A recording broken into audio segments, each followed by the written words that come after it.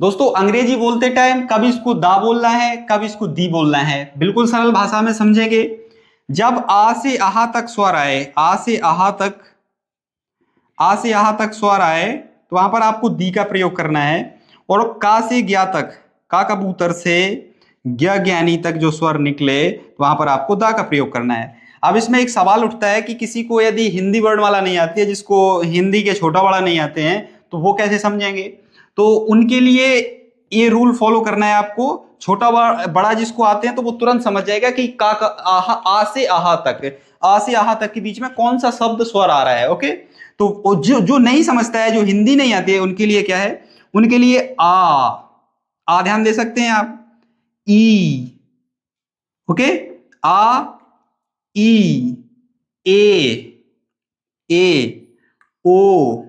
इधर हालांकि लिख सकते हैं कि ए ई आई ओ यू, लेकिन ऐसे कई वर्ड्स होते हैं जहां पर उनका स्वर वो स्टार्टिंग तो ओ से होती है वो, लेकिन उनमें दा नहीं बोला जाता है। तो इसलिए हम आपको स्वर बता रहे हैं, स्वर का आपका ध्यान देना है कि आ, ई, ए, ओ, औ। आप समझते हैं कैसे? द बुक, हिंदी आती है जिनको, वो तुरंत समझ जाएंगे कि का कबूतर से ज्ञा ज्ञानी तक, का से ज्ञा के बीच में आता है ये बा, तो इसलिए द बुक हो गया। ये है दी अम्ब्रेला, जो हिंदी पढ़ते हैं उनको तुरंत समझ में आ जाएगा कि आ तो स्टार्टिंग छोटा से होती ही है, छोटा आ है। ओके, अब इसमें द कार, कार हिंदी पढ़ने वाले तुरंत समझ जाएंगे कि का है, जो का की कैटेगरी में है, मतलब कॉन्सोनेंट्स है, ये स्वर की कैटेगरी में नहीं है, कॉन्सोनेंट्स में है, तो इधर द कार होगा। ये हाउस है, हाउस, हा है, जो हिंदी वाले तुरंत समझ जाएंगे का से क्या के बीच में आता है, इसीलिए इधर दा का प्रयोग करना है। इंग्लिश वालों को कैसे समझना है कि हा, तो इसमें आ, ई, ए, ओ, ये तो नहीं आ रहा है ना, तो बस आपको दा का प्रयोग करना है। आ, ई, ए, ओ, ये आपको ध्यान देना है, बस आप याद कर लो ना।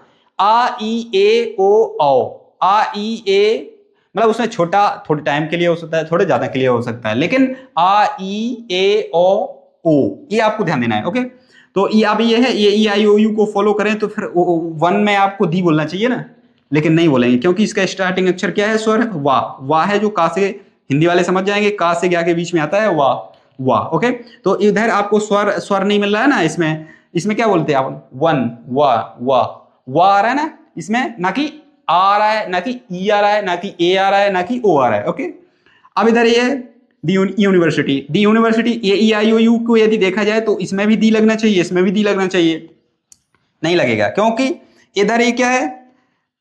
यू, यू या से शुरू हो रहा है, स्टार्टिंग या तो जो हिंदी समझते हैं उनको समझ में आ जाएगा कहा से क्या की कैटेगरी में आता है या। लेकिन आप जो इंग्लिश, जो हिंदी नहीं जानते हैं, हिंदी के वर्णमाला, तो उनको कैसे समझना है कि यू, यूनिवर्सिटी, यूनिवर्सिटी, तो इसमें क्या हो रहा है? यू हो रहा है, ना कि ए, ना कि ई, ना कि ओ, ना कि ओ। ओके, तो ये ध्यान देना है। इसमें है द इवनिंग, अब ई है जो, ई है जो आ से आहा की कैटेगरी में आता है, आ से आहा के बीच में आएगा ई, तो ये तो हिंदी वाले समझ जाएंगे, लेकिन इंग्लिश वालों को कैसे ध्यान देना है कि ई ए ओ, इस तरह से। ओके, तो ये फनी भी हो सकता है, लेकिन बहुत सरल तरीका है, इससे सरल आई थिंक नहीं समझाया जा सकता है। Okay, the egg, the egg, the orange, the orange, O आ रहा ना, ओ। दी एप्पल, दी एप्पल, तो ए आ रहा ना इसमें, ए, तो ए ओ और ई आ, ऐसे हो रहा है ना, आ, ई, ए, ओ, आओ, ऐसा, ओ, आओ। तो आई थिंक इसको समझ जाना चाहिए।